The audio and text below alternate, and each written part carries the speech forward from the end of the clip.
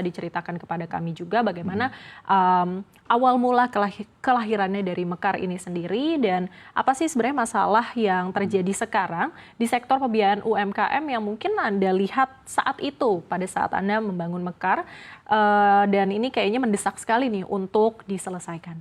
Oke. Jadi mungkin sekilas tentang sejarah Mekar ya. Jadi Mekar sendiri sebenarnya udah ada sejak 2010. Saat itu Mekar adalah kepanjangan tangan dari Putra Sampurna Foundation untuk membawa setidaknya 2 pilar sosial bisnis, yaitu mendorong pertumbuhan UMKM dan pemberdayaan perempuan. Walaupun sekarang Mekar bukan lagi under Sampurna, tapi DNA kami masih sama. DNA kami masih sama, kami tetap fokus pada pembiayaan terhadap UMKM, khususnya yang dijalankan oleh perempuan.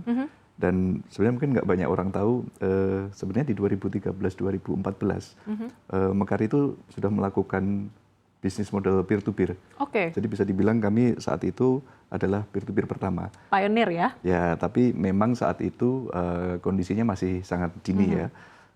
Kesiapan infrastruktur digital belum seperti sekarang, belum ada regulasi, dan juga penerimaan masyarakat juga saat itu ya 2013-2014 jangan kan peer-to-peer. Kalau di fintech apa mungkin belum ada paham ya. Udah tahu ya. Tapi setidaknya walaupun waktu itu masih sangat dini, tapi kita berhasil mendapatkan pembelajaran yang sangat berarti sehingga ketika POJK pertama tentang fintech itu keluar, POJK 77 tahun 2016, dan kami mulai secara formal menjalankan fintech lending di 2017, kita berhasil mendapatkan pengalaman yang berharga yang itu menentukan bisnis model yang kita lakukan saat itu hingga saat ini. Tapi masalah-masalah yang mungkin Pak Pandu waktu itu temukan gitu pada saat membangun Mekar itu di 2010, apakah masih relevan hingga saat ini, Pak? Masih, karena gap pendanaan khususnya untuk pelaku UMKM ini masih ribuan triliun, dan dari tahun ke tahun itu justru makin meningkat. Itu kita sekarang mungkin bisa melihat satu literasi keuangan yang lebih baik, tapi itu kan dengan satu pembelajaran yang cukup mahal ya, dan sekarang dengan kesiapan infrastruktur khususnya digital yang lebih baik pun itu juga belum bisa menjawab secara optimal gap pendanaan ini, gitu, khususnya yang bisa dipenuhi oleh pendanaan alternatif dari fintech lending.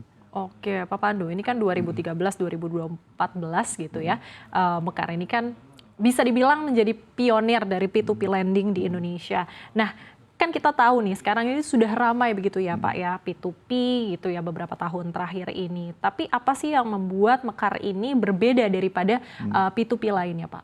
Ya, ketika kami mulai secara formal menjalankan fintech lending, apa yang membedakan lebih pada bisnis model gitu.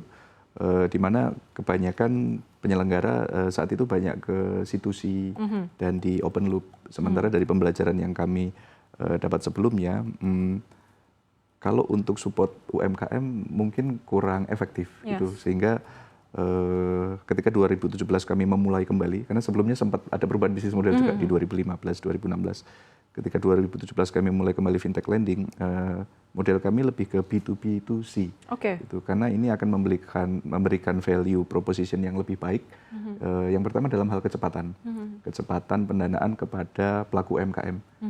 Beda dengan crowdfunding yang memang membutuhkan waktu ya untuk apa namanya mengumpulkan pendana.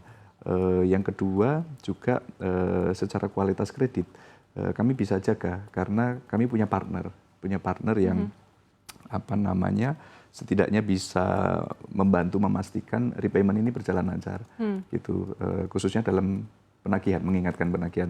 Tapi jangan dibayangin ini ya Mbak Sarah kayak debt collector gitu ya. Partner kami lebih seperti koperasi yang memang mereka banyak menaungi segmen yang underserved, unbankable. Karena sebelum ada fintech, mereka yang unbankable, underserved ini kan larinya ke koperasi. Gitu.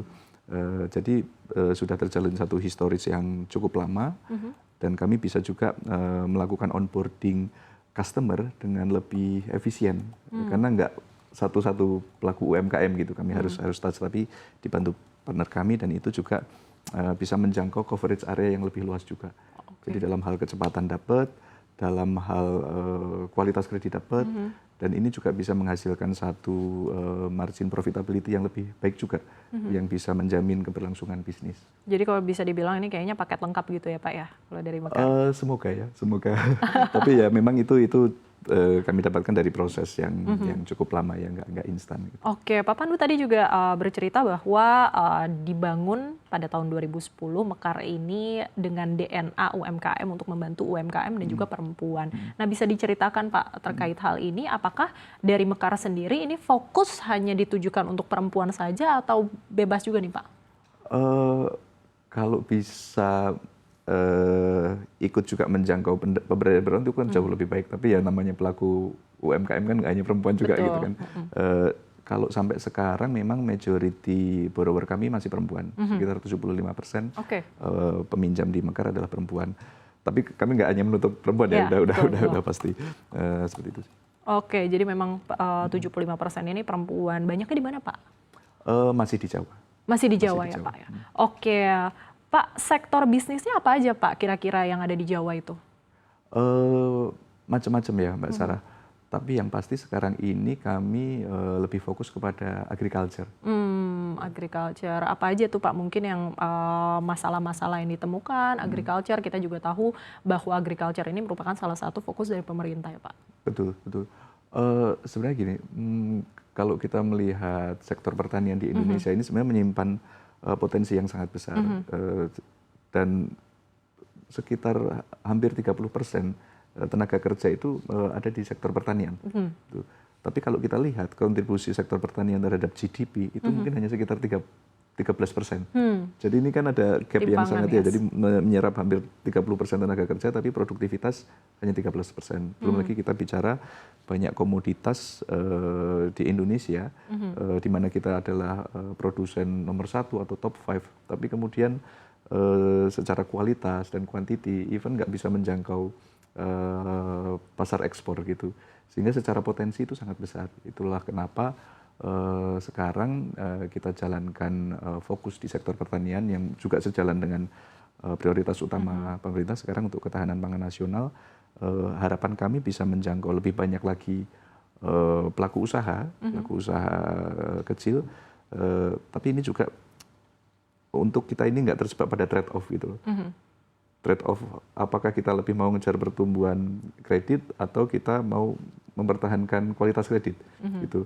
Kalau kita hanya melakukan ini dalam konteks fintech lending aja, tanpa kemudian kita menjangkau ekosistem, tanpa kita punya kontrol yang lebih baik terhadap ekosistem, akhirnya kalau kita makin growth, makin tumbuh, kualitas kreditnya juga akan dikorbankan. Ini yang kita nggak mau sih.